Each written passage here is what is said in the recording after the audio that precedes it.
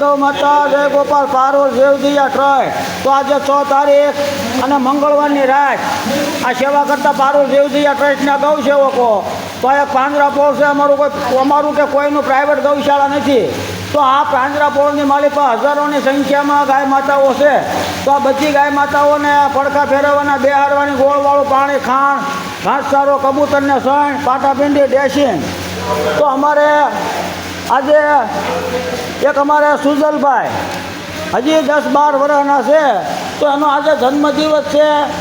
તો જો અમારા સુજલભાઈ તો એને એવો એક વિચાર આવ્યો કે આપણે જન્મદિવસ નિમિત્તે કેક કાપી, કેક બરાબર, અને ઓલા તાળીઓ પાડવી એની કરતાં એ કે આપણે કોકના પેટ ઠારવીને પેટ કોઈ મૂંગા જીવના. તો એ એની જિંદગીની માલિકો એને બહુ આડું આવે.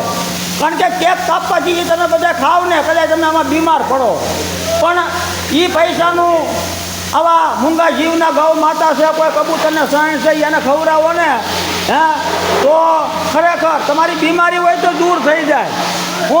કારણ કે આ વસ્તુ એવી છે. આપણા છે ને આપણા ભાગ્યના દરવાજા ખોલી નાખે આ ઈ છે.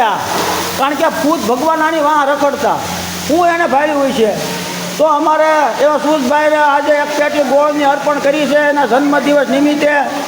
તો હે ગૌ માતાના તમામ દેવી દેવતાના શરણમાં પ્રાર્થના કે આવા બાળકોનું ધ્યાન રાખજો સદાય, અને એના ધંધામાં પ્રગતિ કરાવજો અને સદબુદ્ધિ આપજો. આવી તમામ અમે ગૌ સેવકો પ્રાર્થના કરવી છીએ.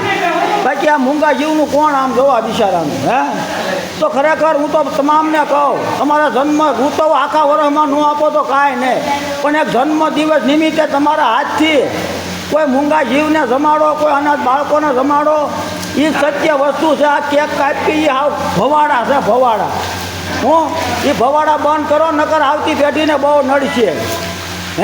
કેક લાવીને એ બધા મીણબત્તીઓ હળગાવીને ફૂંક મારીને ઠારવાની ન હોય. આપણા હિન્દુ ધર્મમાં તો દીવો પ્રગટાવવાનો નિયમ છે, ઠારવાનો નહીં. ઠરી જાય ને તો અપશુકન ગણાય. તો આપણા ઘરમાં કાંક બરબાદી આવે તો આપણા હાથે જ આપણે ઠારી નાખીએ છીએ.